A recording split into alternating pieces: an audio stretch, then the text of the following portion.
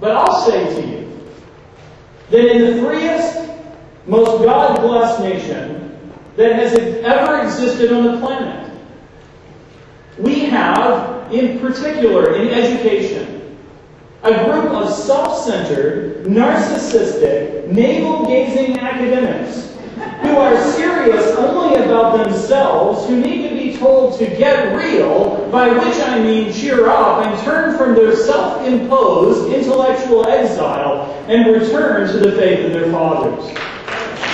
Because any nation is centered around the proposition that all men and women are created equal and endowed not by the state but by Almighty God with certain rights that cannot be taken away from them, is not a nation about which we can have a long-term pessimistic spirit. We in the pro-life movement believe that the truth is on our side.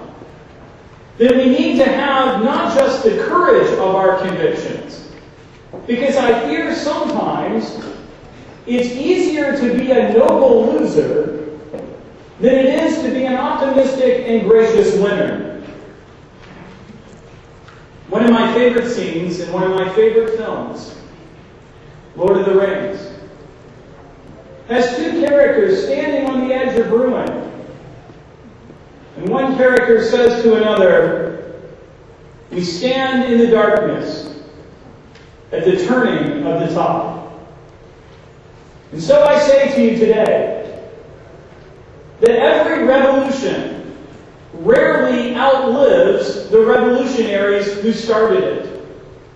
And the sexual revolution and the culture of death that permeated the popular culture in the decades beginning with the 1960s is rapidly coming to its terminal decline.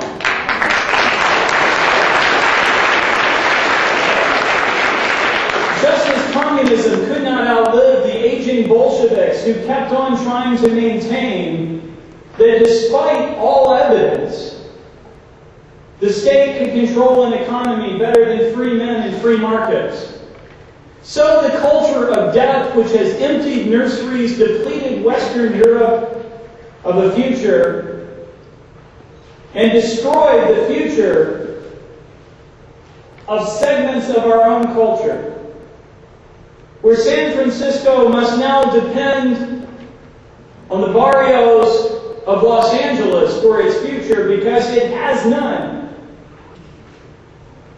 The future does not lie with the culture of death because the culture of death destroys itself.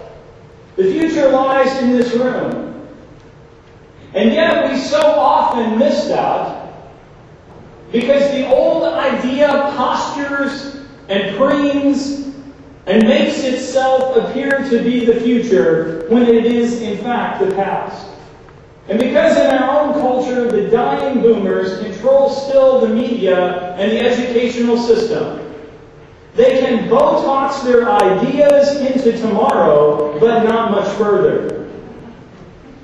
The end of the culture of death is known. And so what will replace it?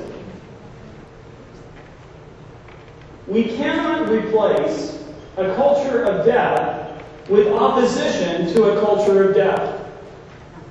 Just as Russia still suffers and bleeds, because when communism fell, too often even traditional Christians had been anti-communist, but had no program, no positive platform, no message to give a culture that finally decided that totalitarianism was not the answer. And I will say this. If those of us who embrace the culture of life simply present ourselves in opposition to the culture of death, then when the culture of death fails and falls, we may find that something not worse but equally bad will replace it because we have nothing positive to put in its place. Instead of a culture of life, too often we embrace a culture of opposition to the culture of death. And we cannot merely look to the past. We must present a positive agenda for change for the future. And the good news is that life itself provides us the grounds and the basis for that change. And I'd like to suggest there are three things that we must embrace as a culture of life movement, as the culture of death culture fails, in order to see the positive change that we know is coming, and see that change be what we all hope it will be. We need to have the courage of the convictions of our founding fathers in this nation and boldly proclaim a positive agenda of rights that come not from the state, since what the state gives, the state can take away, but are endowed in us by the Creator God. And we need educational systems that are not based on the notion that children are computers made out of meat to be programmed by an omnicompetent state, but instead gifts of God, created in the image of God, that each child is precious. And what are the three ideas? Ideas that were central to the founding of this country that will advance a positive culture of life. They are goodness, truth, and beauty. First, we must begin to advance the notion that there is a right and that there is a wrong. Flying an airplane into a building and destroying thousands of innocent people is wrong. It's evil. Discriminating against a human being created in the image of God because of their skin color or their ethnicity is wrong. In other words, we need to be able to clearly articulate reasons why we believe that morality is not just something that humans create in their own head, but it is something that all human beings have in common. And this is something that can unite the planet, not divide it. After all, the Nuremberg trials depended on the ability of the Allies in the Second World War to be able to say to the evil men of Nazi Germany, in your culture, it may have been legal to take the life of certain people, but the law of nature and of nature's God condemns you, so you are without excuse. Secondly, people in the culture of life need to stop being intimidated by educrats who tell them that they have to sit in the back of the cultural bus while their children are educated, more propagandized into an assault on the very civilization that allowed for K through university education in the first place. But in the culture of life, it's still capable of producing heroes.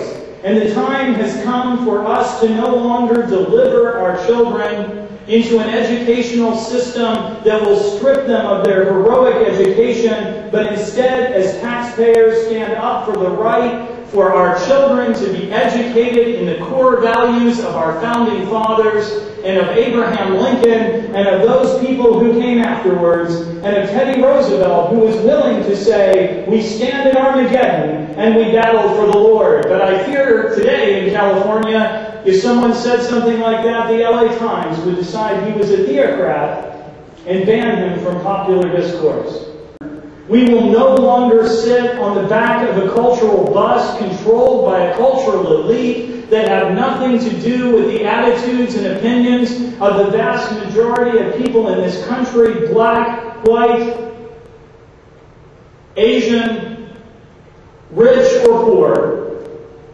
From rural West Virginia to Los Angeles, we say to the cultural elites, my grandparents built this bus with the sweat and labor of their own hands. We are the majority. We won't sit in the back anymore. You've driven us into a dead end. Get out of the driver's seat. The time has come for the culture of life to begin to drive the bus.